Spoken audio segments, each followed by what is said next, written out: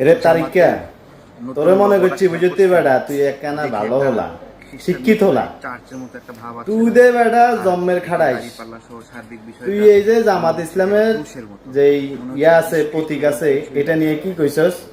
এটা খ্রিস্টান গো ক্রুশ।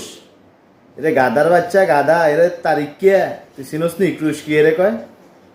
গাদার বাচ্চা ভালো করে এটা ভালো করে দেখ দেখা শিখা এরপর দিয়ে আসবি বলার জন্য যে এটা কি দিয়ে বানাইছে বেটা। এখানে কোরআন শরীফ আছে, এখানে আমাদের জাতীয় পতাকা আছে, এখানে কলম আছে, এখানে দাঁড়িপাল্লা আছে, এখানে আল্লাহু লেখা আছে।